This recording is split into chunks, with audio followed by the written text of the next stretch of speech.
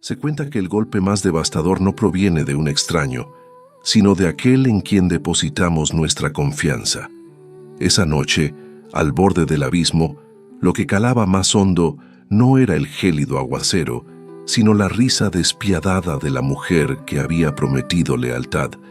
Imaginen la escena, una oscuridad impenetrable, donde los relámpagos rasgan el firmamento, una silla de ruedas atrapada en el fango al filo de un precipicio, y una anciana, la influyente doña Yolanda, observando con pavor a su nuera, la única pariente que le quedaba. No hubo compasión, solo un empujón seco y brutal. Mientras el cuerpo de la matriarca se precipitaba hacia la oscuridad, nadie sospechaba que un par de ojos inocentes lo presenciaban todo. Unos ojos que no podían hablar, pero que sabían observar lo que otros ignoraban. Antes de que el destino de esta mujer cambie para siempre, quiero preguntarles algo. ¿Serían capaces de perdonar a quien intentó arrebatarles la vida por una herencia? Y antes de sumergirnos en este relato que les helará la sangre, cuéntenos en los comentarios desde qué rincón del mundo nos acompañan. Su apoyo es nuestra mayor motivación. Si esta historia les toca el corazón, por favor, regálenos un me gusta y suscríbanse al canal. En esta época de Navidad, donde la solidaridad y la esperanza brillan más fuerte, cada gesto de ustedes nos ayuda a seguir compartiendo relatos que nos unen y nos hacen reflexionar. Gracias por ser parte de nuestra comunidad. Aquella tarde, el firmamento sobre la hacienda Las Magnolias se había teñido de un negro tan profundo como la conciencia de un alma perdida. El viento soplaba con una furia inusitada, arrancando las ramas de los árboles centenarios y haciendo vibrar las ventanas de la antigua casona. Pero doña Yolanda no se encontraba a salvo entre sus robustos muros de piedra. Estaba afuera, lejos de la seguridad de su hogar, siendo arrastrada sin piedad hacia el punto más peligroso de la propiedad, el barranco. Un precipicio imponente donde el río bramaba en las profundidades, listo para engullir cualquier cosa que cayera en su vorágine. Doña Yolanda, con sus 75 años a cuestas y las piernas inmóviles desde hacía una década, se aferraba con desesperación a los reposabrazos de su silla de ruedas. Sus nudillos estaban blanquecinos por la tensión, marcando la piel de sus manos envejecidas. La lluvia empapaba su cabello plateado, pegándole los mechones a la frente, y el lodo salpicaba su vestido de seda, el mismo que había elegido con esmero para una cena que nunca tendría lugar. «Lucrecia, detente. Por el amor de Dios, ¿qué estás haciendo?», clamó la anciana, aunque su voz, quebrada por el pánico, se perdía entre el estruendo incesante de los truenos que resonaban en el valle. Lucrecia, su nuera, no se detuvo. Era una mujer alta, siempre impecable en su apariencia, pero esa noche parecía transfigurada por una fuerza oscura. El maquillaje se le escurría por las mejillas, dándole la apariencia de una máscara derretida, y sus ojos resplandecían con una locura que Yolanda jamás había presenciado en los 20 años que la conocía. Empujaba la silla con una rabia contenida, hundiendo sus costosos tacones en la tierra mojada, resbalando a cada paso, jadeando por el esfuerzo, pero sin cesar en su avance implacable hacia el borde del abismo. «Ya me harté, vieja bruja, ya me cansé de esperar a que te mueras», escupió Lucrecia con un veneno que helaba la sangre. Había esperado 2 décadas, 20 largos años soportando las órdenes de Yolanda, sirviéndole el té con una sonrisa forzada, aguantando sus miradas de desaprobación y sus comentarios mordaces, anhelando con cada fibra de su ser heredar la vasta fortuna que su marido, el hijo de Yolanda, nunca tuvo el valor de reclamar antes de su trágica muerte. Pero las deudas de juego de Lucrecia ya no podían esperar más. La presión era insostenible.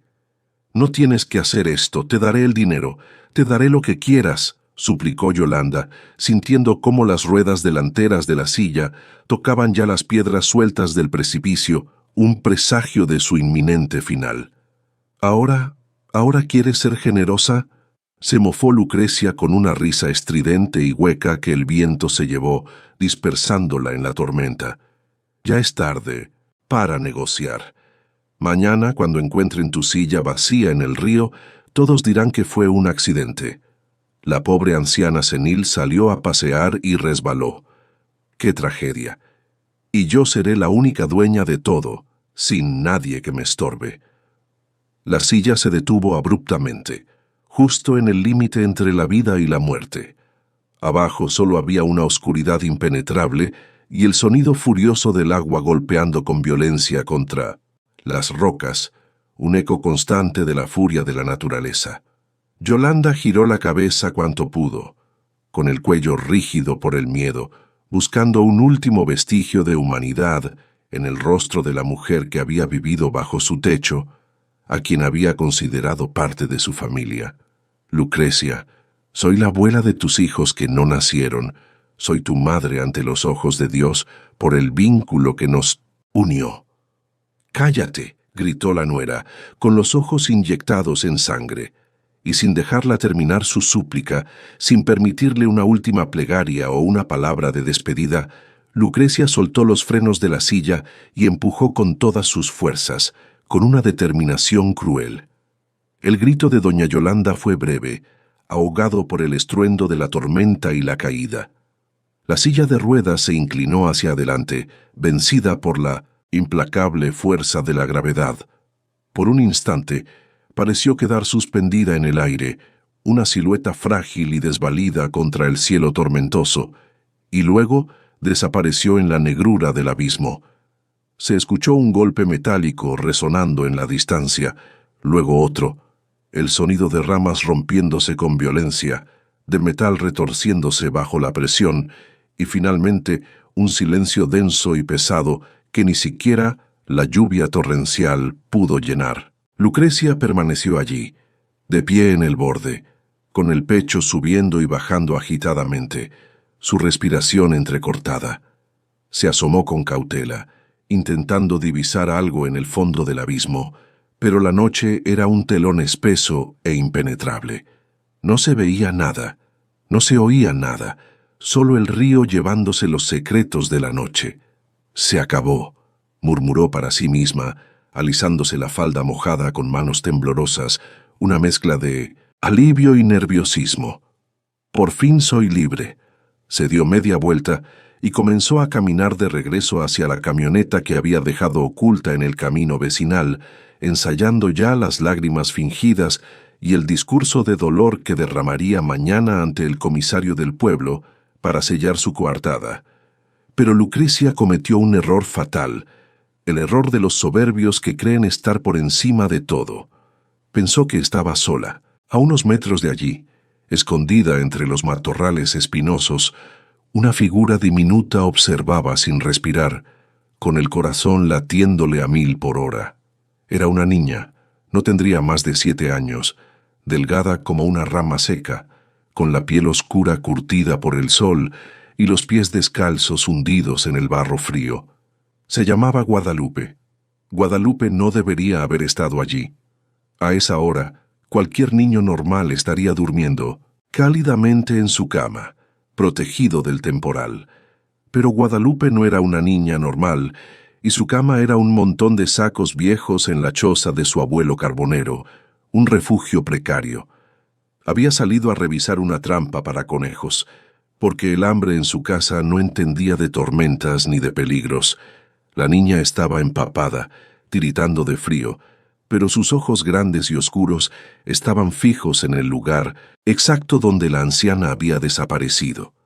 Guadalupe no gritó, no podía gritar.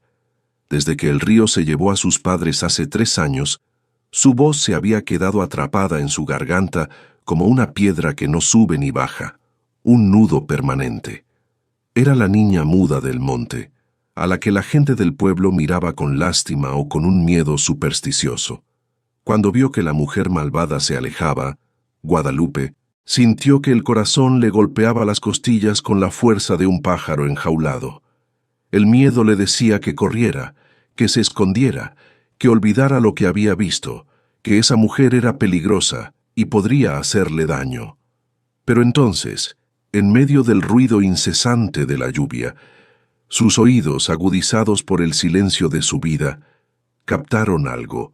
No era el viento, no era el agua, era un gemido débil, quebrado, casi imperceptible.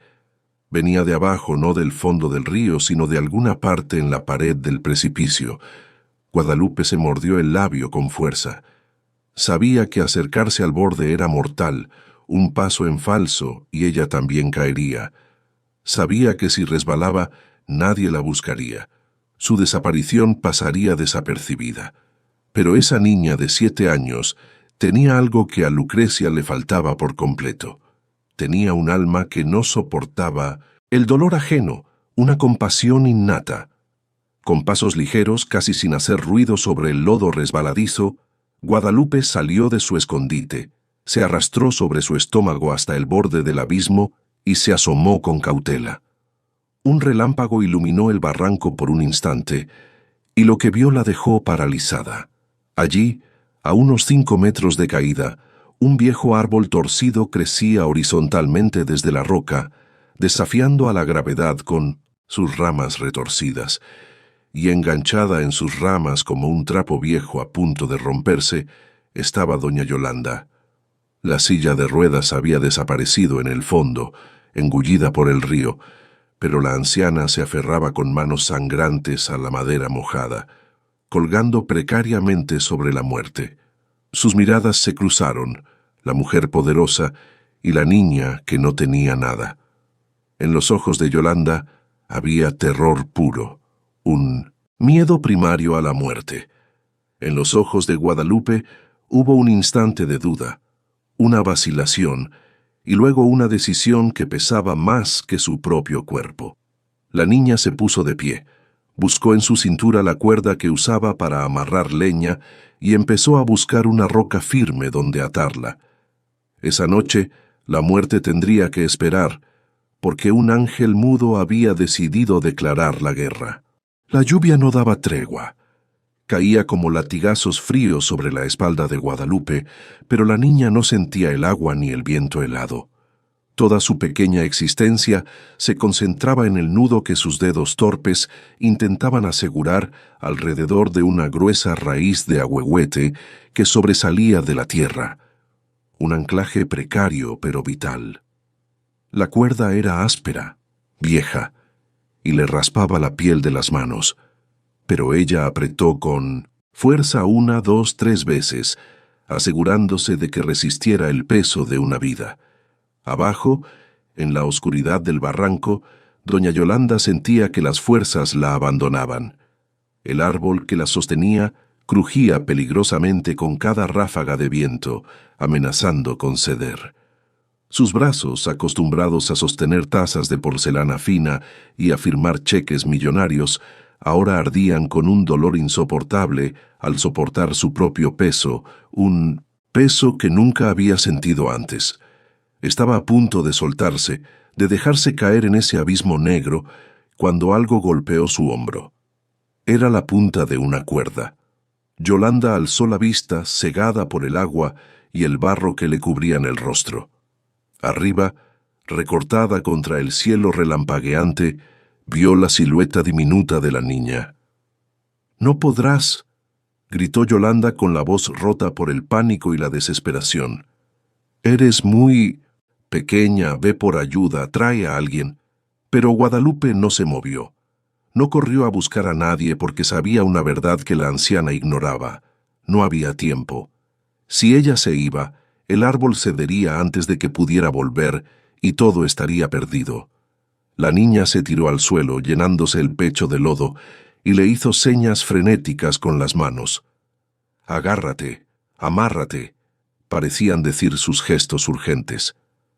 La anciana entendió. Con un gemido de esfuerzo, soltó una mano del tronco y atrapó la cuerda. El miedo la hacía temblar tanto que tardó varios intentos en pasarse el lazo por debajo de los brazos y asegurarlo a su cintura, un acto de fe en esa pequeña salvadora. «¡Ya!», gritó, cerrando los ojos y encomendándose a la Virgen, a quien no había rezado en años. Guadalupe se puso de pie. No tenía la fuerza de un hombre, ni siquiera la de un muchacho, pero tenía la tenacidad de quien ha crecido cargando leña en el monte, acostumbrada al esfuerzo físico. Caminó hacia atrás, tensando la cuerda, y usó su propio cuerpo como contrapeso, clavando sus talones descalzos en la tierra mojada, buscando cada punto de apoyo. El primer tirón fue brutal.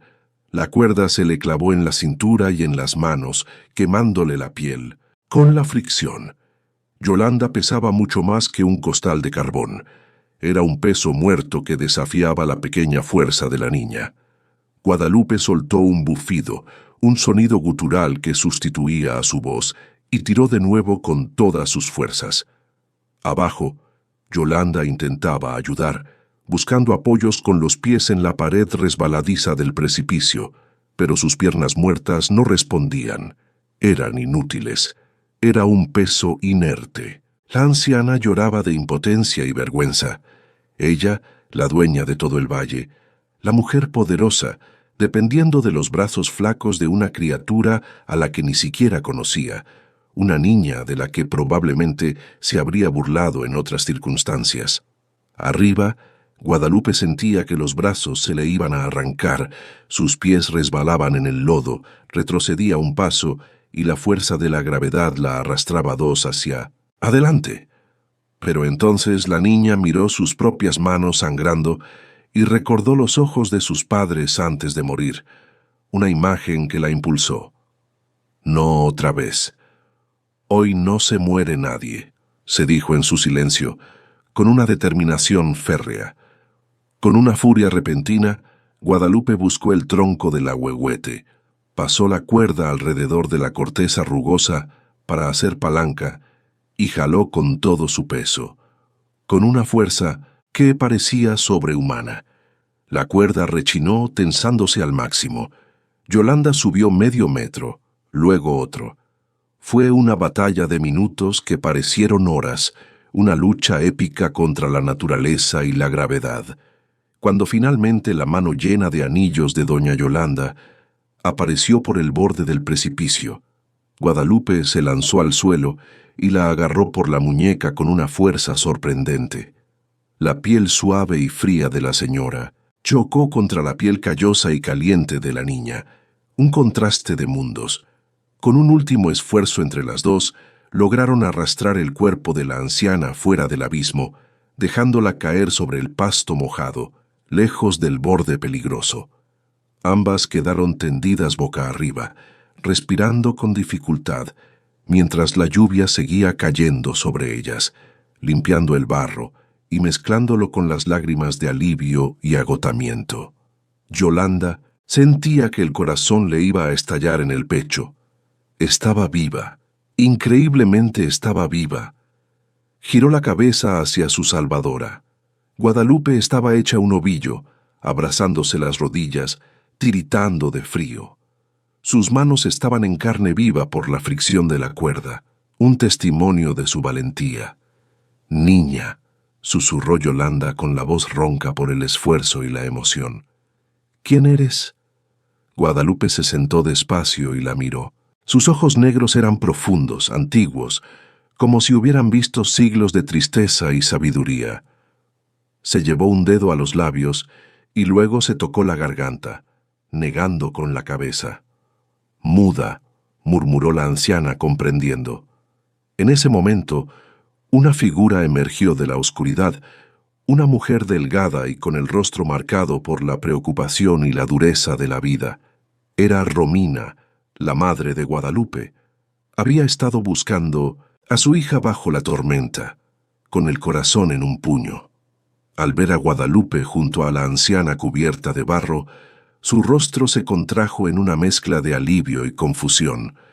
Sus ojos se posaron en doña Yolanda, y un rayo iluminó el rostro de la pequeña. y la memoria de Yolanda, tan afilada para los negocios, le devolvió una imagen cruel. Hacía 2 años, un grupo de carboneros había venido a pedir permiso para recoger leña seca en los límites de su hacienda. Yolanda los había echado sin contemplaciones. Recordaba haber visto a un viejo con una niña muda agarrada de su pantalón. Recordaba haber pensado que eran gente sucia que afeaba su propiedad. «Tú eres la nieta de Manuel el carbonero», dijo Yolanda, y las palabras le supieron a ceniza en la boca. Yo los corrí de mis tierras». Romina, al escuchar esto, sintió un escalofrío. Sus ojos, antes llenos de preocupación, se endurecieron al reconocer a la patrona. La mujer que tenía delante, desvalida y cubierta de barro, era la misma que había negado justicia a su familia. La misma que indirectamente había causado su miseria. Un resentimiento profundo, que había estado latente por años, comenzó a burbujear en su interior. Miró a su hija, Guadalupe, y luego a Yolanda. La niña, ajena a la tensión que se había instalado, solo señalaba hacia el bosque tupido. Hizo el gesto de dormir, juntando las 2 manos bajo su mejilla, y luego señaló a Yolanda. Romina no mostró rencor abierto en ese instante, pero su mirada se había vuelto fría, distante. No había odio explícito, solo una urgencia práctica que superaba cualquier emoción personal. Sabía que no podían quedarse allí, expuestas a la intemperie. El frío podía matar a la anciana tan rápido como la caída. La niña, Guadalupe, se puso de pie, ignorando el dolor de sus manos, y señaló hacia el bosque tupido. Hizo el gesto de dormir juntando las 2 manos bajo su mejilla, y luego señaló a Yolanda. «No puedo caminar», dijo la señora, señalando sus piernas inútiles con amargura. «Déjame aquí si Lucrecia vuelve». Romina dudó, pero Guadalupe negó con vehemencia. Se acercó a la anciana. Le tomó los brazos y se los puso alrededor de su propio cuello pequeño. Luego se dio la vuelta, indicándole a Yolanda que se subiera a su espalda. Romina observaba la escena con una mezcla de asombro y preocupación. «¿Me vas a romper la columna, criatura? Peso demasiado para ti», dijo Yolanda incrédula. Pero Guadalupe no aceptó un no por respuesta. Tiró de ella hasta que Yolanda, vencida por la determinación de esos ojos silenciosos, se dejó arrastrar.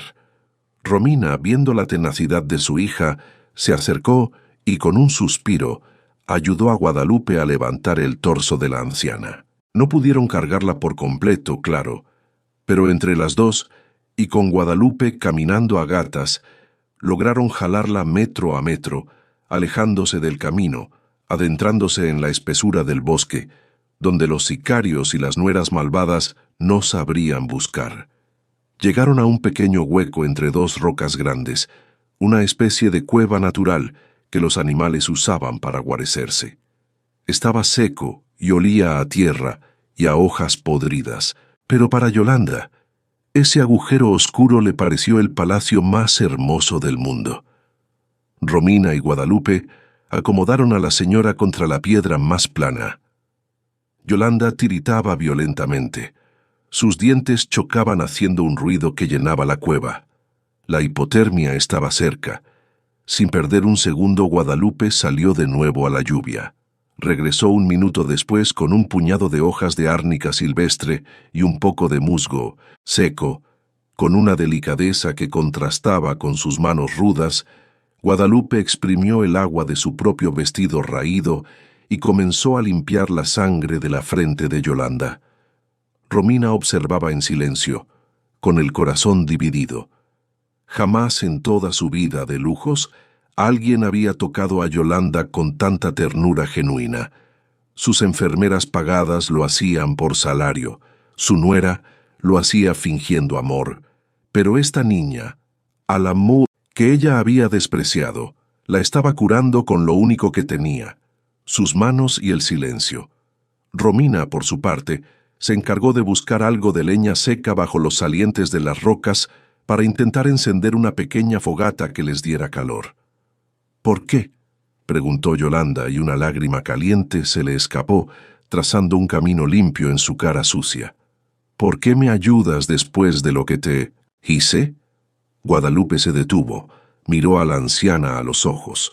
Luego, muy despacio, tomó la mano derecha de Yolanda, esa mano que había firmado órdenes de desalojo y sentencias crueles, y se la puso sobre su propio pecho, justo donde latía su corazón pequeño y fuerte. ¡Pum, pum, pum, pum! No hacían falta palabras. En ese toque, doña Yolanda entendió la lección más grande de su vida. El dinero compra tierras, compra casas y compra silencios, pero no puede comprar el latido de un corazón bondadoso. Romina, al ver la escena, sintió un nudo en la garganta. La inocencia de su hija, su pura bondad, era un espejo que reflejaba la dureza de su propio resentimiento.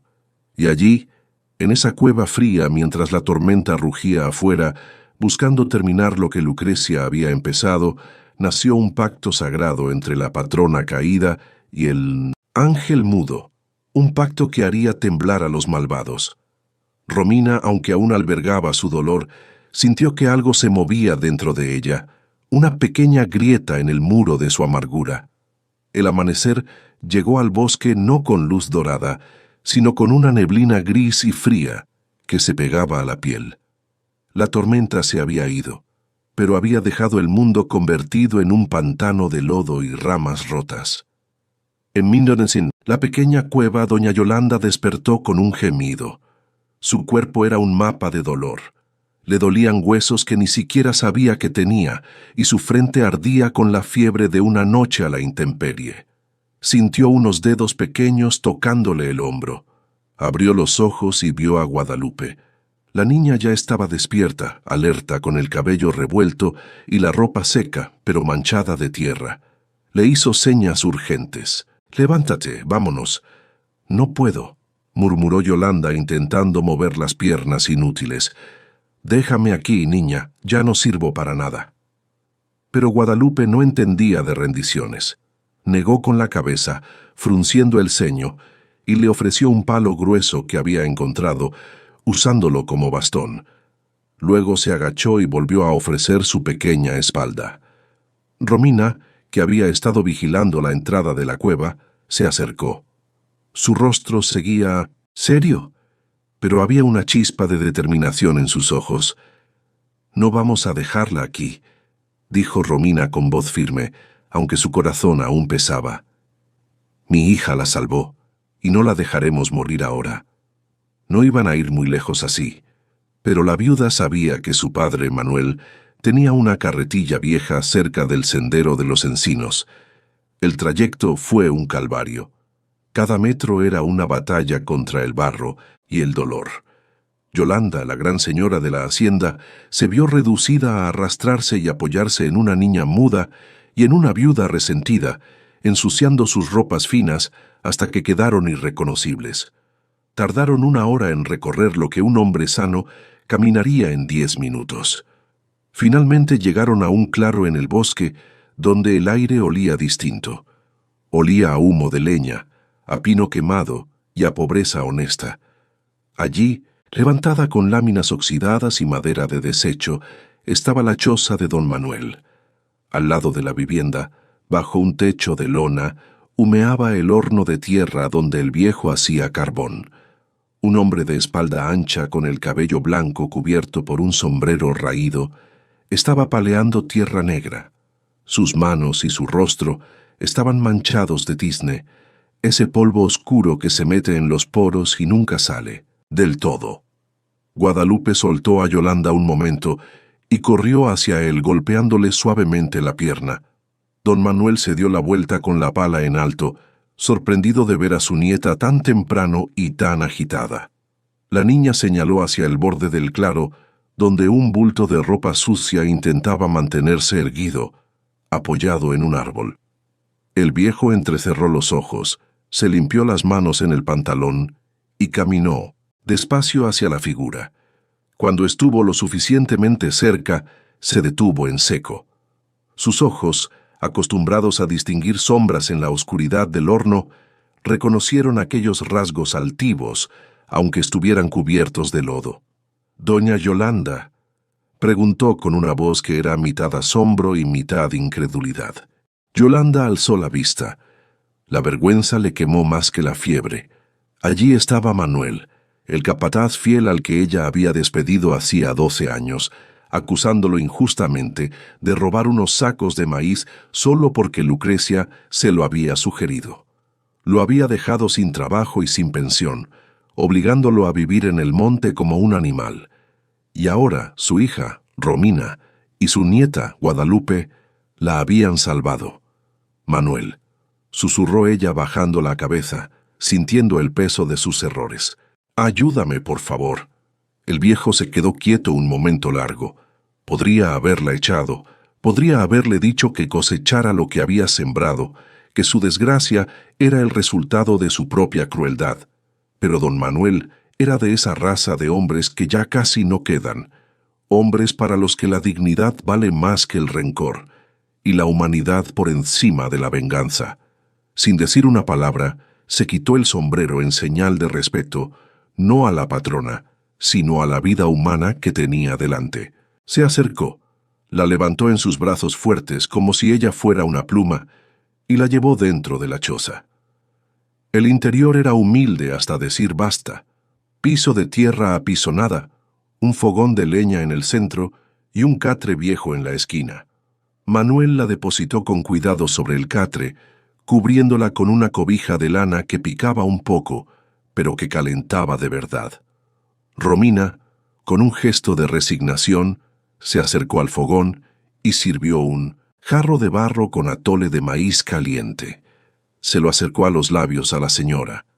«Beba», dijo Manuel, sentándose en un banco de madera frente a ella.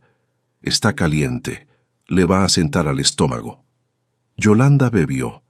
El líquido espeso y dulce le recorrió la garganta, devolviéndole un poco de vida y calor. Miró alrededor, viendo la pobreza absoluta en la que vivían. No había electricidad, no había piso de mármol, no había sirvientes, solo hollín y dignidad. «No sé cómo pagarte esto, Manuel», dijo ella con la voz temblorosa, sintiendo el peso de su ingratitud. «Después de lo que te hice, el hambre y el frío son iguales para todos, señora», la cortó él con suavidad, su voz grave, pero sin reproche. «Aquí nadie es patrón y nadie es peón. Solo somos gente tratando de no morirnos». Yolanda sintió las lágrimas rodar de nuevo, esta vez no de miedo, sino de una profunda vergüenza y arrepentimiento. Que iba a decir algo más. Iba a intentar pedir perdón de verdad, cuando un sonido estático llenó el silencio de la choza. En una repisa, una vieja radio de pilas amarrada con alambre estaba encendida para las noticias de la mañana. La voz del locutor local sonaba gangosa pero clara. Y en otras noticias lamentables, la comunidad de San Cristóbal está de luto. Esta madrugada se reportó un trágico accidente en la hacienda Las Magnolias. La respetada doña Yolanda, matriarca de la familia, ha desaparecido. Se encontró su silla de ruedas destrozada en el fondo del barranco. Yolanda se quedó paralizada con el jarro de atole a medio camino de la boca. Manuel se inclinó hacia adelante, frunciendo el ceño, su mirada fija en la radio. La voz en la radio continuó. La nuera de la víctima, la señora Lucrecia, declaró entre lágrimas que doña Yolanda sufría de demencia senil y que en un momento de confusión salió sola durante la tormenta. Las autoridades temen que el cuerpo haya sido arrastrado por la corriente del río y que sea imposible recuperarlo. Se pide a la comunidad que rece por el descanso de su alma. El jarro de barro se resbaló de las manos de Yolanda y cayó al suelo de tierra, rompiéndose en 3 pedazos. El atole se derramó como una mancha blanca. «Miente», susurró Yolanda con los ojos desorbitados. «Miente. Ella me empujó. Ella me quiso matar». Intentó levantarse del catre presa de la histeria, pero sus piernas muertas no le respondieron y casi cae al suelo. Manuel la sostuvo por los hombros, obligándola a recostarse de nuevo. «Cálmese, señora. Si sale ahora, así como está, esa mujer la termina de matar», dijo el viejo con firmeza. «Pero ya me mató», gritó Yolanda, golpeando el colchón de paja con sus puños cerrados. «Para el mundo ya estoy muerta. Va a quedarse con todo, con la hacienda, con las tierras, con el dinero de mi esposo». Romina, que había estado escuchando todo desde un rincón, se acercó despacio. Se paró frente a la anciana desesperada y le tomó las manos, deteniendo sus golpes.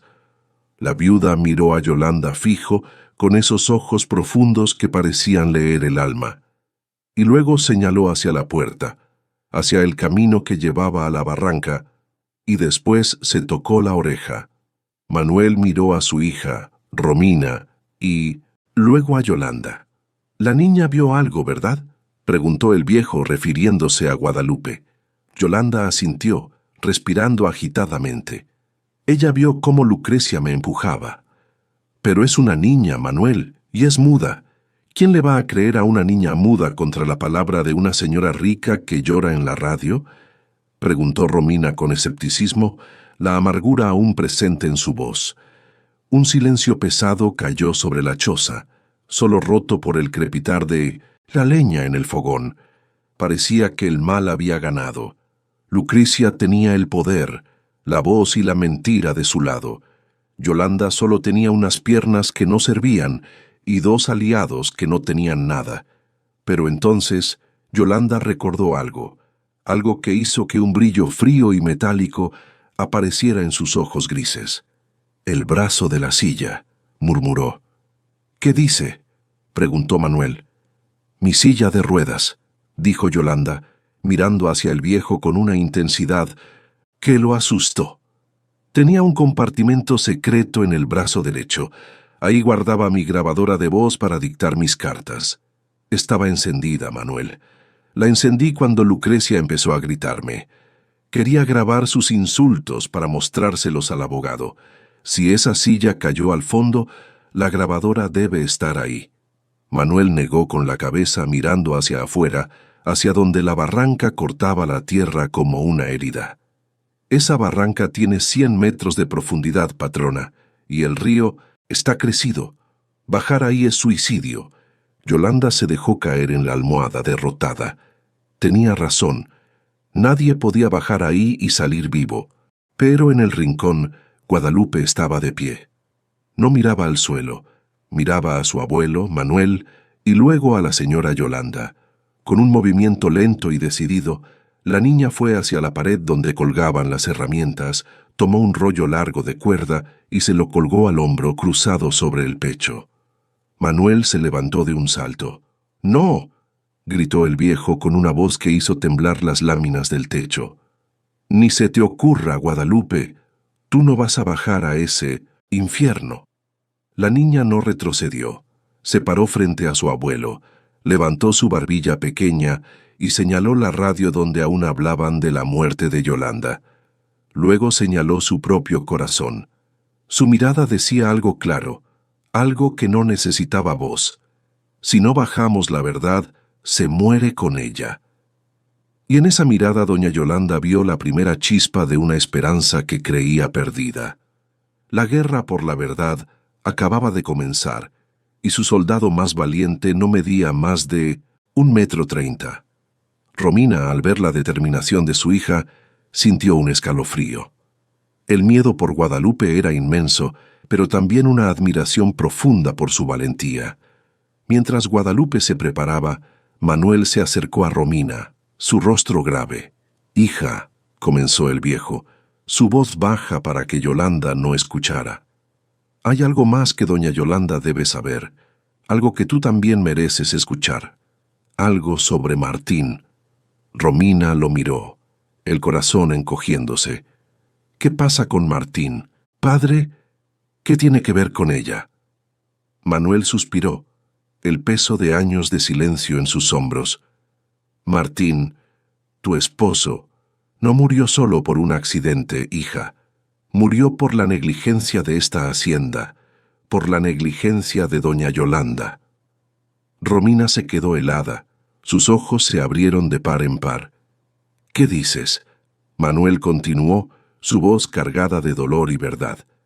«¿Recuerdas que Martín trabajaba en la zona de los acantilados, donde se extraía piedra para los caminos? Yo le advertí a la patrona, a doña Yolanda, que el equipo era viejo, que las medidas de seguridad eran insuficientes, que la barranca era inestable. Le rogué que invirtiera en equipo nuevo, que protegiera a los trabajadores, pero ella, en su soberbia, dijo que eran gastos innecesarios, que los hombres eran reemplazables, y Lucrecia, siempre susurrando veneno en su oído, la convenció de que no valía la pena. El día del accidente, Martín estaba operando una máquina defectuosa. La tierra cedió, no por la tormenta, sino por la falta de mantenimiento en la zona, por la negligencia que ignoró mis advertencias. Él cayó, y la máquina lo arrastró. Yo fui de los primeros en llegar. Vi lo que pasó. Intenté hablar. Intenté que la hacienda se hiciera responsable, que te indemnizaran a ti y a Guadalupe. Pero doña Yolanda, aconsejada por Lucrecia, lo negó todo. Dijo que fue culpa de Martín, que él fue imprudente.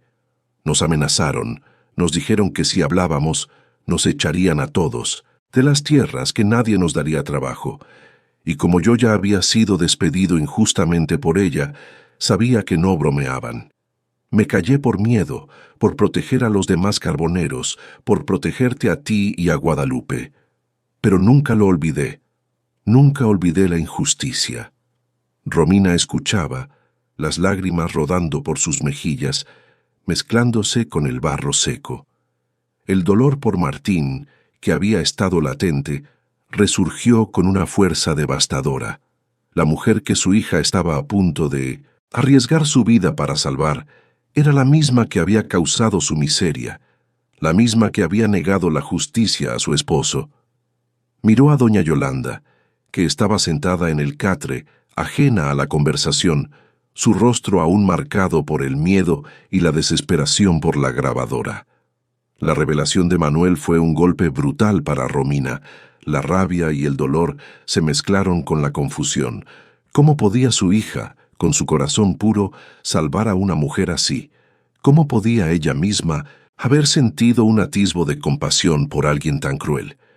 Pero antes de que pudiera procesar completamente la magnitud de la verdad, Guadalupe ya estaba en movimiento. La niña, con la cuerda al hombro, se dirigía hacia la barranca. Romina se secó las lágrimas con el dorso de la mano y miró a su padre. «Padre, ¿qué vamos a hacer? ¿Cómo podemos dejar que Guadalupe baje por ella?» Manuel puso una mano en el hombro de su hija. «Hija, la niña tiene razón. La verdad debe salir a la luz, y si esa grabadora tiene lo que dice la patrona, es la única forma de que Lucrecia pague por lo que hizo. Y quizás, solo quizás, sea la única forma de que doña Yolanda pague por lo que le hizo a Martín». Romina asintió lentamente, una nueva determinación naciendo en sus ojos. La justicia para Yolanda y la justicia para Martín ahora estaban entrelazadas. En la hacienda Las Magnolias, el luto era una mentira bien vestida. Mientras los sirvientes colgaban moños negros en las puertas y preparaban el velorio, Lucrecia caminaba de un lado a otro en el despacho principal con un vaso de tequila en la mano. No podía dejar de temblar, no por pena, sino por esa duda que se le había clavado en la nuca. No había escuchado el golpe final de la silla de ruedas contra el agua. El río estaba demasiado ruidoso. ¿Y si la vieja no había caído al agua? ¿Y si se había quedado atorada en alguna rama? Lucrecia miró por la ventana hacia el bosque, su mirada penetrante intentando atravesar la densa vegetación. Si doña Yolanda respiraba, aunque fuera un solo aliento, su plan se desmoronaba y con él su vida de lujos y poder. Dejó el vaso con fuerza sobre el escritorio de caoba y tomó el teléfono. Marcó un número que no estaba en la agenda de la casa, un número que solo ella conocía. «Bruno», dijo con la voz helada, sin rastro de la tristeza que fingiría más tarde. junta a los muchachos. Quiero que bajen al río. No quiero a la policía husmeando todavía. Busquen el cuerpo y escúchame bien. Si encuentran algo que no sea un cadáver, asegúrense de que se convierta en uno antes de regresar. ¿Entendiste? Colgó. Al otro lado de la línea, Bruno, el jefe de seguridad de la hacienda, un hombre con cicatrices en los nudillos y poca conciencia, silbó a sus perros, una jauría de sabuesos entrenados para la caza. En la choza del carbonero, el aire cambió de repente. No, fue el viento, fue el sonido. Primero el rugido lejano de motores de camionetas 4x4 rompiendo la paz del monte. Luego, el ladrido frenético de perros de caza, sabuesos entrenados para oler sangre y miedo. Manuel, que estaba terminando de atar una cuerda más gruesa a un árbol cercano, se detuvo en seco. Su rostro se tensó. «Vienen por ella», murmuró, mirando a Yolanda. «Lucrecia no se fía». Romina, que estaba preparando unas hierbas para la fiebre de Yolanda, se puso de pie, su corazón latiendo con fuerza. Guadalupe, que ya estaba en el borde del barranco, lista para descender, se giró y miró a su abuelo con ojos interrogantes. Manuel corrió hacia ella. «Guadalupe, no hay tiempo. Tienes que bajar ahora. Rápido. Si te encuentran aquí, te harán daño». La niña asintió, su rostro pequeño mostrando una valentía inquebrantable. Sin dudar, comenzó el descenso, sus pies descalzos encontrando agarre en las rocas mojadas, sus manos expertas en la cuerda. Manuel se volvió hacia Yolanda y Romina. «Tenemos que esconderla. Si la encuentran aquí, todo estará perdido». Entre los tres, con Manuel cargando a Yolanda y Romina ayudando a empujar, se adentraron más en el bosque, buscando un escondite más seguro.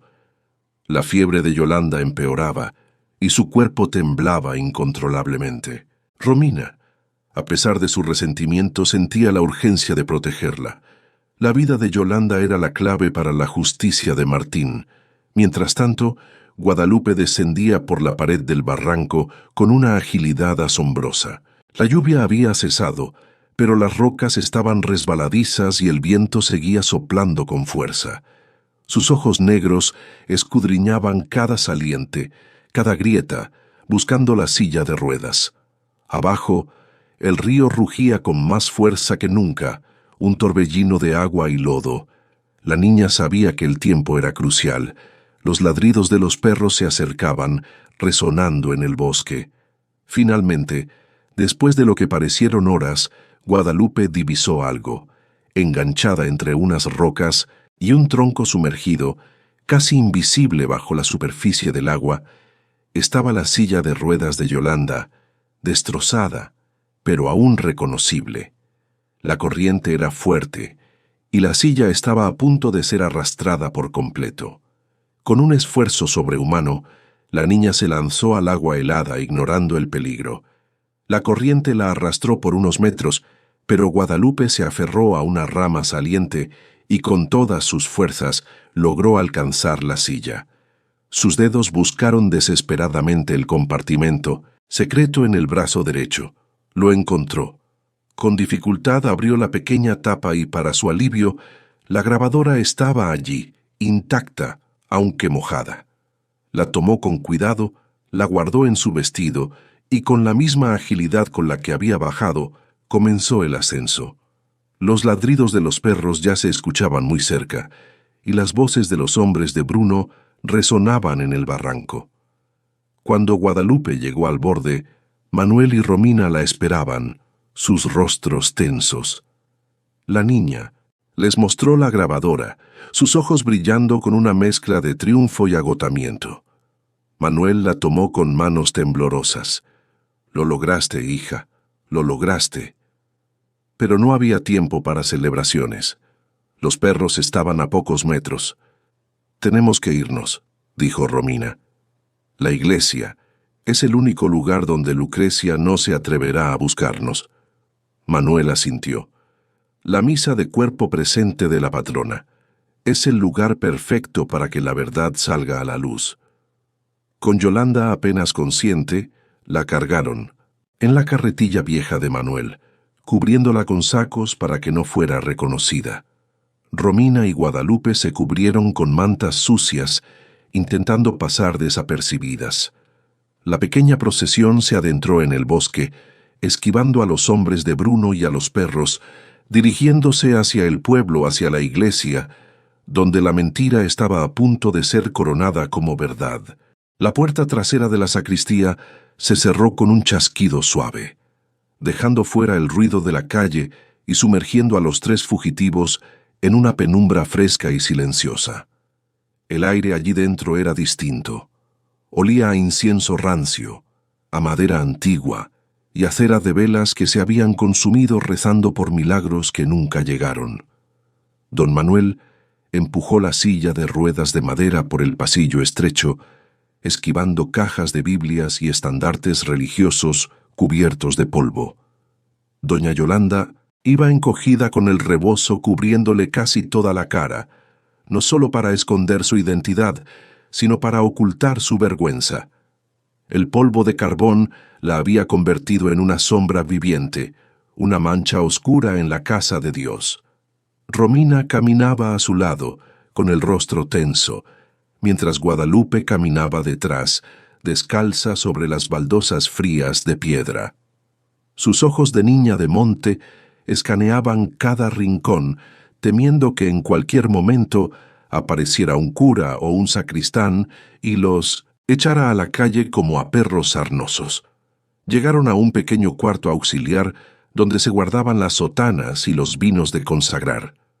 Manuel detuvo la silla y se asomó con cuidado por una rendija de la puerta que daba hacia la nave principal de la iglesia. Desde allí podían escuchar el murmullo de la gente que iba llegando. No eran 10 ni 20 personas, eran cientos. El sonido de los bancos arrastrándose, de los tacones repiqueteando en el piso, de los abanicos abriéndose y cerrándose, creaba un zumbido constante, como el de un panal de abejas alborotado. «Está lleno, señora», susurró Manuel, volviéndose hacia ella. Todo el pueblo vino a despedirla. Yolanda sintió una punzada de orgullo en el pecho. «Me querían», pensó. A pesar de todo me respetaban. Se enderezó un poco en la silla, intentando recuperar algo de su antigua dignidad bajo la capa de mugre. Pero entonces, 2 mujeres del servicio de limpieza de la iglesia entraron al cuarto contiguo, separadas de ellos solo por un biombo de madera delgada. No los vieron, pero sus voces se escuchaban claras y afiladas como cuchillos. «¡Ay, comadre!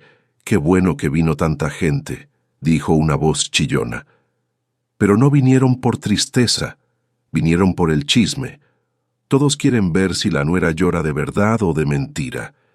«Pues yo digo que llora de alegría», respondió la otra mujer, soltando una risita cruel. La vieja Yolanda era dura como piedra de río. Dicen que trataba a sus empleados peor que a las mulas. A mi sobrino lo corrió porque se le cayó una bandeja de plata. Que Dios la tenga en su gloria. Pero qué bueno que ya descansó y nos dejó descansar a nosotros. Doña Yolanda se quedó helada. La punzada de orgullo se transformó en una puñalada de hielo en el estómago. «Y dicen que la herencia es inmensa», continuó la primera mujer. «Ojalá Lucrecia sea más generosa, porque la difunta ni un vaso de agua regalaba si no le daban las gracias de rodillas». Las mujeres salieron del cuarto riendo bajito, sus pasos alejándose por el pasillo. En el escondite oscuro, doña Yolanda bajó la cabeza hasta que su barbilla tocó su pecho manchado de carbón. Las lágrimas volvieron a brotar, abriendo surcos blancos en sus mejillas negras. «Tienen razón», murmuró Yolanda con una voz tan rota que Manuel tuvo que inclinarse para escucharla. «Soy un monstruo, Manuel. No soy la víctima. Soy el villano de mi propia historia. Me odian. Todos me odian». La anciana intentó quitarse el rebozo como si le faltara el aire. «Vámonos, Manuel. Sácame de aquí. Que se queden con todo. Que Lucrecia se quede con el dinero maldito. Yo no merezco nada. Si salgo ahí afuera, solo voy a confirmarles que soy la bruja que ellos creen». Manuel no supo qué decir. Él había sufrido en carne propia la dureza de la patrona. No podía mentirle y decirle que era una santa. El viejo carbonero bajó la mirada, sintiendo el peso de la verdad aplastando el pequeño cuarto. Romina, que había escuchado todo, sintió una extraña mezcla de satisfacción y pena. La justicia para Martín aún no llegaba, pero la humillación de Yolanda era un pequeño consuelo. Pero Guadalupe no estaba dispuesta a dejar que el miedo ganara en el último minuto. La niña se paró frente a la silla de ruedas. Tomó las manos negras y temblorosas de Yolanda entre las suyas. La anciana intentó soltarse, avergonzada, pero la niña no la dejó. Guadalupe levantó una mano y la puso suavemente sobre la mejilla de Yolanda, obligándola a mirarla a los ojos. En la penumbra de la sacristía, los ojos de Guadalupe brillaban con una intensidad feroz. Negó con la cabeza. No. Luego se llevó la mano al pecho sobre su propio corazón y después tocó el pecho de Yolanda. Tu corazón late, y mientras late, puedes cambiar.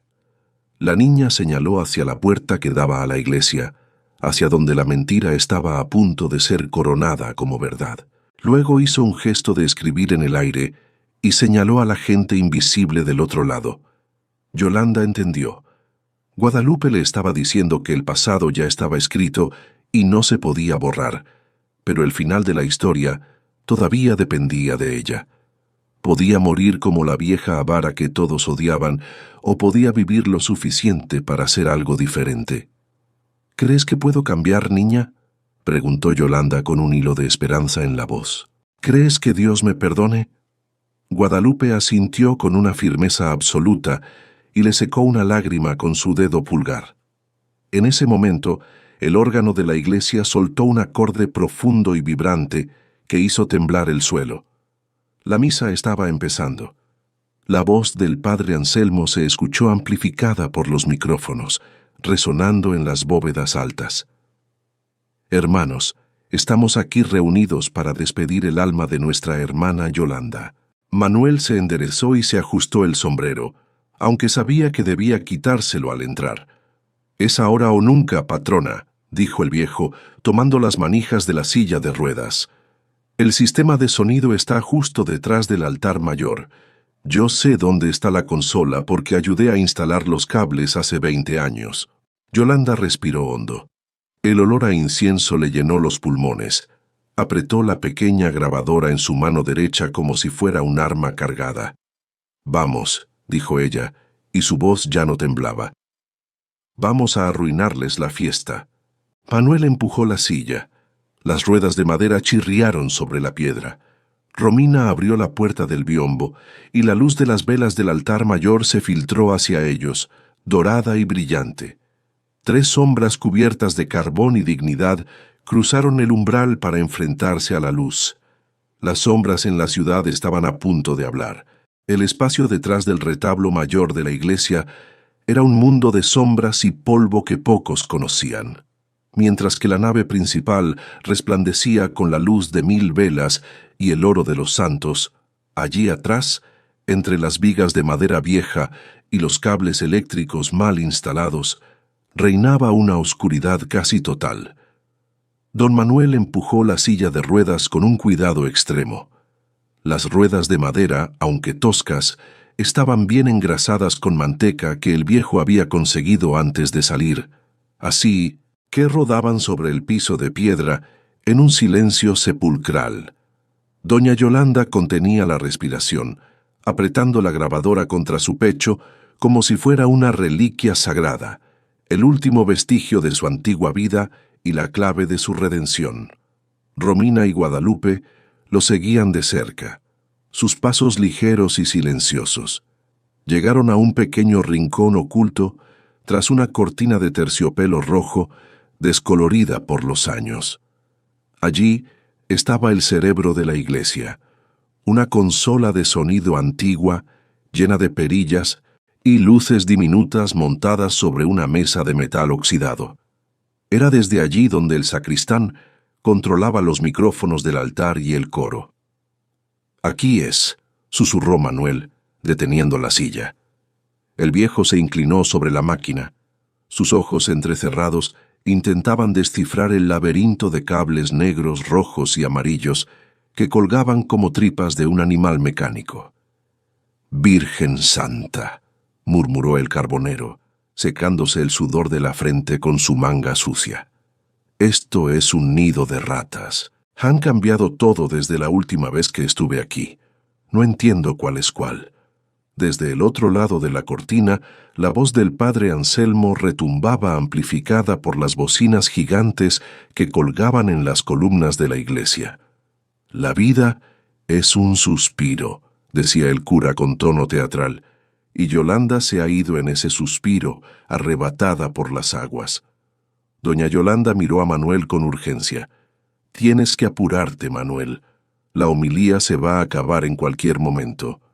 El viejo movió una perilla y un zumbido agudo, un feedback eléctrico, sonó por un microsegundo en los altavoces de afuera. «Cuidado», siseó Yolanda. Afuera, el cura hizo una pausa, confundido por el ruido, pero continuó hablando. Manuel retiró la mano como si la consola quemara. «Necesito encontrar la entrada auxiliar», susurró el viejo desesperado. «Si conecto la grabadora donde no es, no se va a oír nada o vamos a quemar el aparato». En ese momento de tensión, Guadalupe, que había estado vigilando el pasillo, les dio 2 golpecitos rápidos en el hombro. Señaló hacia la entrada de la sacristía. Se oían pasos rápidos de zapatos de suela dura. Alguien venía hacia la consola. Manuel y Romina reaccionaron por instinto. El viejo empujó la silla de ruedas hacia el rincón más oscuro, detrás de un montón de sillas plegables apiladas, y se agazapó junto a su nieta, cubriéndose con una lona vieja que olía a humedad. Romina se escondió detrás de un armario. La cortina de terciopelo se abrió de golpe. Entró el sacristán, un hombre joven y nervioso, con anteojos gruesos. Llevaba una botella de agua y parecía agitado. Se acercó a la consola, movió 2 perillas para bajar un poco los bajos del micrófono del cura y tomó un trago de agua. Doña Yolanda, escondida a menos de 2 metros, podía ver los zapatos del hombre. El polvo de carbón en su nariz le provocaba unas ganas terribles de estornudar. Se apretó la nariz con los dedos con tanta fuerza que le dolió. «No estornudes por lo que más quieras, no estornudes», se repetía mentalmente. El sacristán miró su reloj.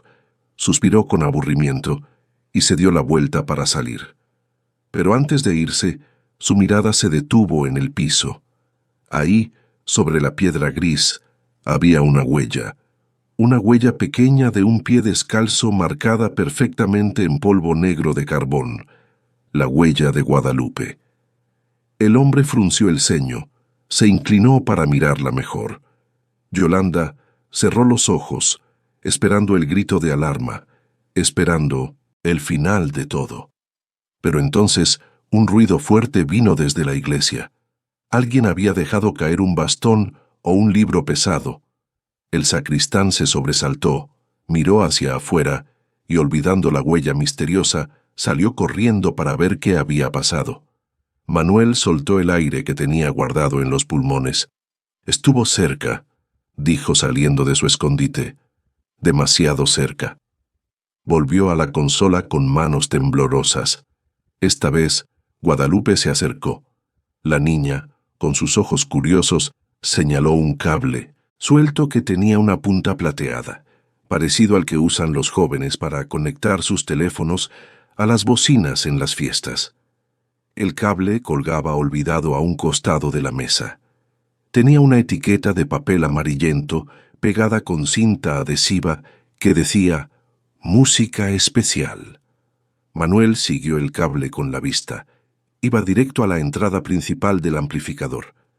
«¡Eso es!», exclamó el viejo en un susurro. «Buena vista, hija. Es el cable para poner música grabada en las bodas». Tomó la punta del cable. Doña Yolanda le extendió la grabadora con manos que parecían garras de pájaro. Llegaba el momento de la verdad, el momento decisivo. «Enciéndala, señora», ordenó Manuel. Yolanda presionó el pequeño botón lateral. 1 segundo, 2 segundos. La pantalla seguía negra. «No tiene pila», gimió ella, sintiendo que las lágrimas volvían a subir. Se murió. «Intente otra vez. A veces hay que insistir», dijo Romina, su voz ahora llena de una extraña esperanza. Yolanda presionó de nuevo, esta vez dejando el dedo hundido, en el botón, rezando con una fe que nunca había tenido en sus años de riqueza. «Por favor, solo dame 5 minutos, solo 5 minutos de vida». La pantalla parpadeó, y luego una luz azul pálida iluminó la oscuridad del rincón. Aparecieron letras digitales, y en la esquina superior derecha el dibujo de una batería.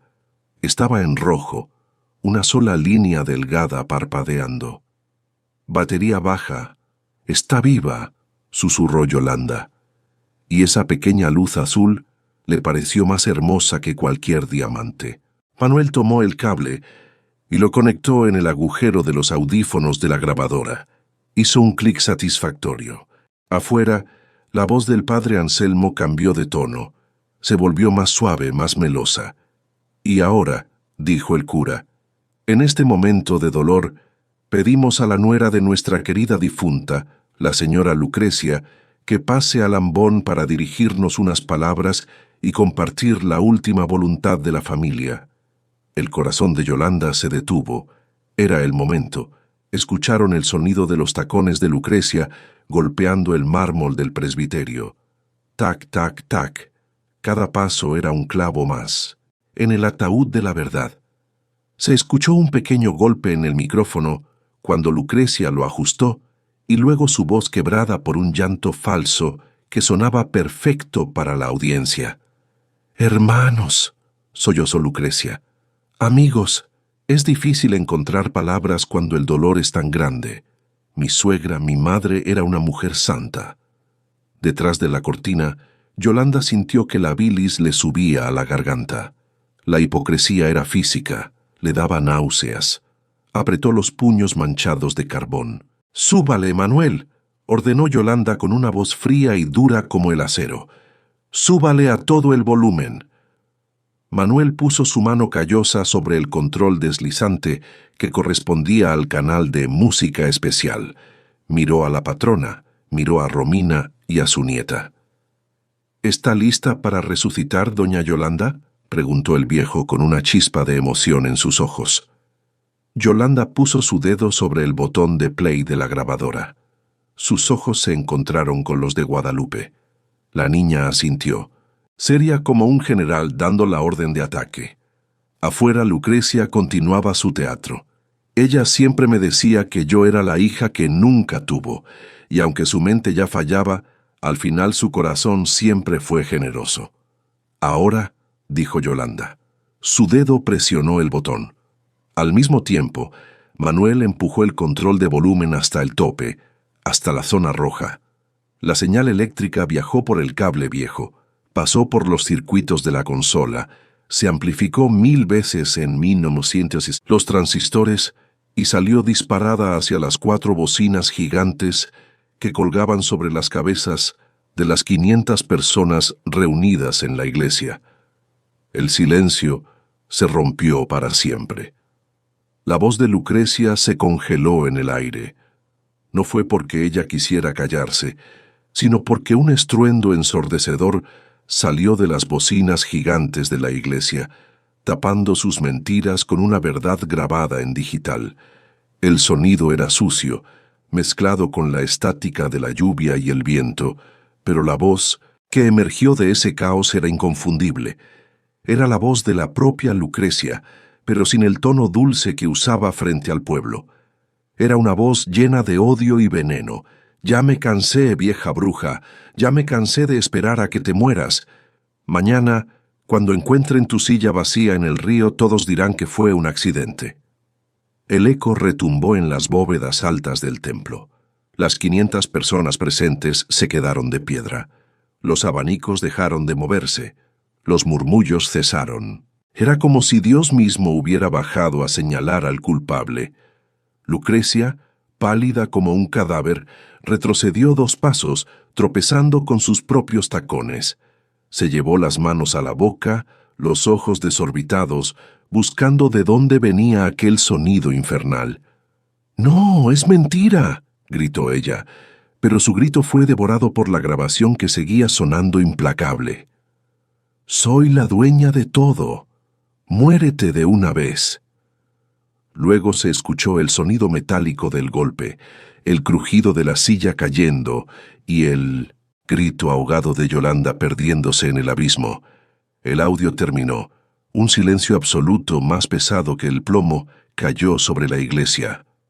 Lucrecia, temblando como una hoja, se acercó al micrófono con el maquillaje corrido por el sudor frío. «Eso es un truco», chilló con la voz aguda por la histeria. «Es una grabación manipulada. Alguien quiere robarme mi herencia. Padre Anselmo, haga algo. Saquen a quien esté haciendo esto». El padre Anselmo estaba paralizado junto al altar con la boca abierta, mirando hacia el techo como si esperara que cayera un rayo. Fue entonces cuando sucedió. Desde el costado derecho del altar, la vieja cortina de terciopelo rojo se abrió lentamente. El rechinido de unas ruedas de madera rompió el silencio. De la penumbra surgió una procesión que nadie en ese pueblo olvidaría jamás. No eran ángeles ni santos de oro. Eran 3 figuras cubiertas de polvo negro de pies a cabeza. Don Manuel, con el rostro tiznado y la mirada fiera, empujaba una silla de ruedas hecha de tablas viejas. A su lado caminaba Romina, con la cabeza alta, y Guadalupe, pequeña, descalza y sucia, con la cabeza en alto como una guerrera. Y sentada en la silla, emergiendo de las sombras como un espectro vengador, estaba doña Yolanda. Un grito colectivo recorrió las bancas. «¡Es la patrona! ¡Es un fantasma! ¡Virgen Santísima! ¡Está viva!». Yolanda no dijo nada al principio. Dejó que la vieran. Dejó que vieran el carbón en su piel, la ropa prestada y rota, las heridas en sus manos. Dejó que vieran en qué la había convertido la codicia de su nuera. Manuel empujó la silla hasta el centro del presbiterio, justo frente al ataúd vacío que Lucrecia había mandado poner para el show. Yolanda levantó la mano. Manuel le pasó un micrófono inalámbrico que había tomado de la consola. Lucrecia estaba arrinconada contra el altar, negando con la cabeza, incapaz de respirar. «No estoy muerta, Lucrecia», dijo Yolanda. Su voz amplificada sonó rasposa, pero terriblemente viva. «Aunque tú me enterraste en vida, aunque me tiraste como basura, aquí estoy». La anciana se limpió un poco de hollín de la mejilla, revelando su piel pálida bajo la mugre. «Mírenme», ordenó a la multitud. «Mírenme bien. No soy la doña Yolanda que ustedes conocían. Esa mujer murió en la barranca. La mujer que está aquí regresó del infierno arrastrándose, salvada por las manos de la gente a la que yo desprecié». Señaló a Manuel, a Romina y a Guadalupe. «Un carbonero al que corrí, una viuda a la que negué justicia y una niña muda a la que ignoré. Ellos son mi familia ahora, no tú, Lucrecia». Lucrecia intentó reaccionar. El instinto de supervivencia de la víbora se activó. «¡Está loca!», gritó señalándola con un dedo tembloroso. «Mírenla, está sucia, perdió la razón. Seguro el viejo Manuel la secuestró y la obligó a decir esto. Policía, llévenselos». El comisario del pueblo, un hombre bigotón que estaba sentado en primera fila, se levantó, pero no miró a Manuel. Miró a Lucrecia. Había escuchado la grabación. Todo el pueblo la había escuchado.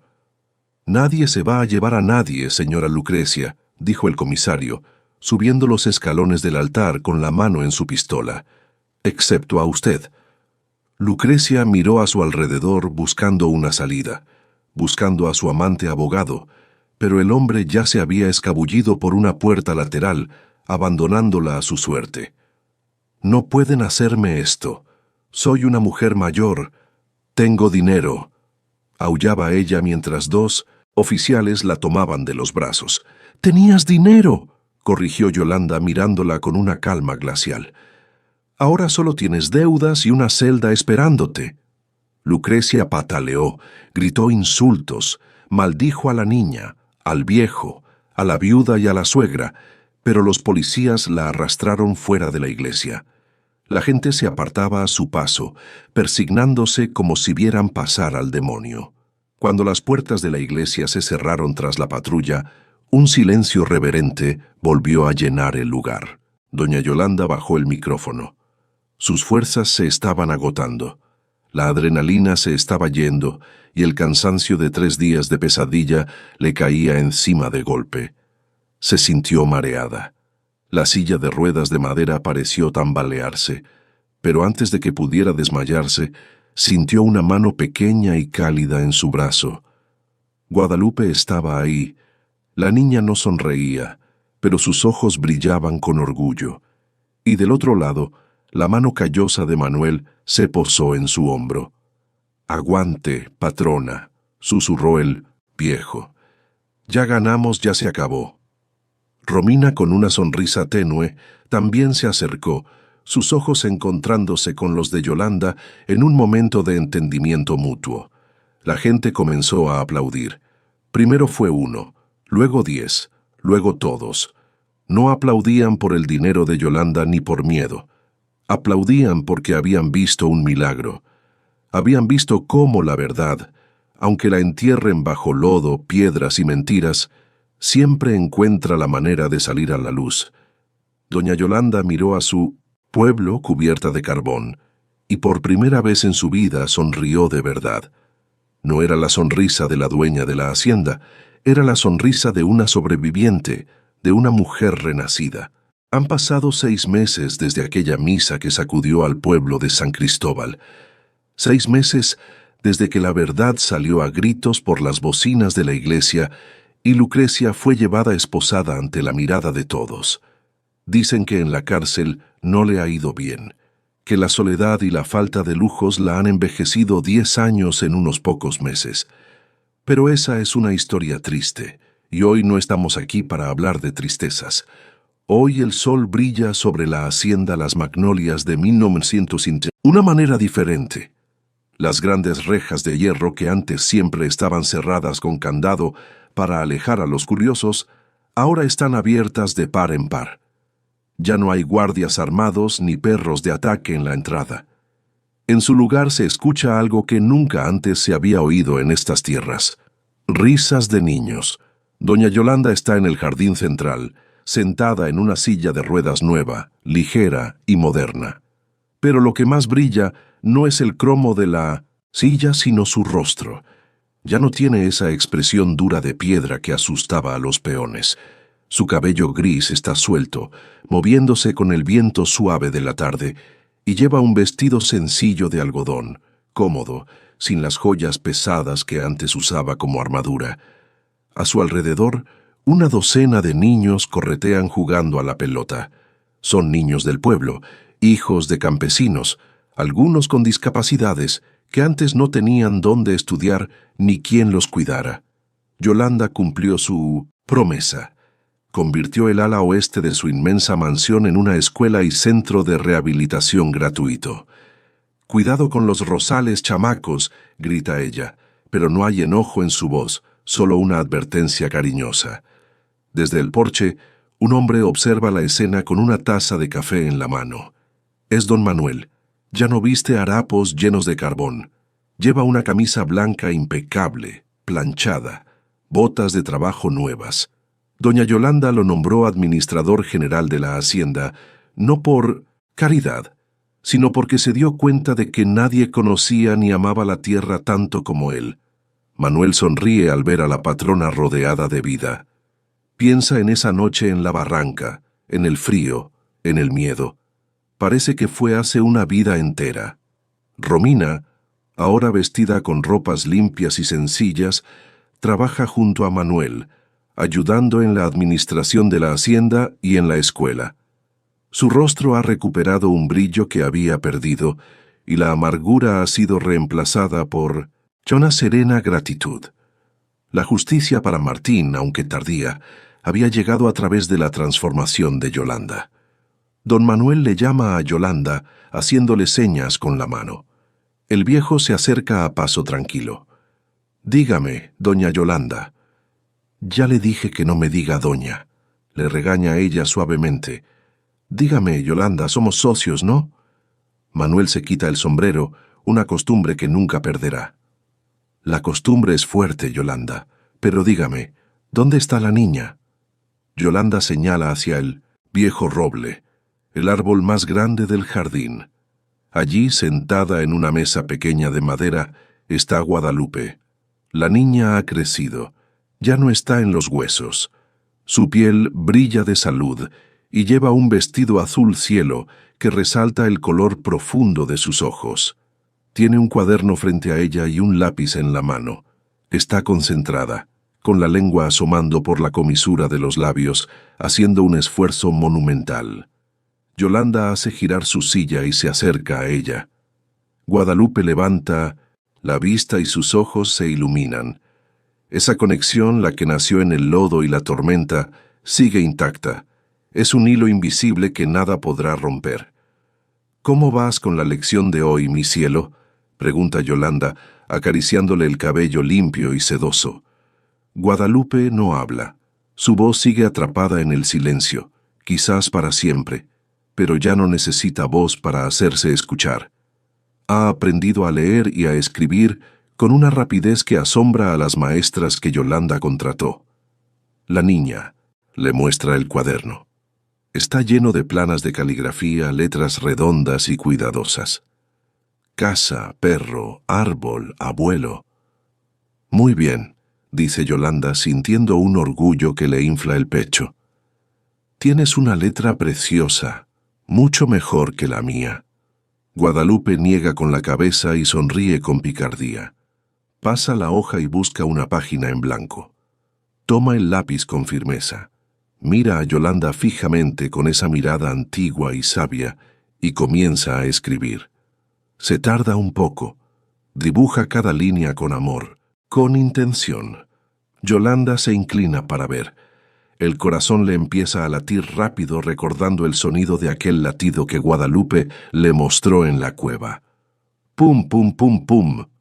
La niña termina. Suelta el lápiz y gira el cuaderno hacia la anciana. En el papel, con letras grandes y un poco chuecas, hay una sola palabra escrita: «Mamá». El tiempo se detiene en el jardín de las magnolias. Los gritos de los otros niños se vuelven un murmullo lejano. Doña Yolanda, la mujer de 1900, Hierro, la patrona temida, se cubre la boca con las manos.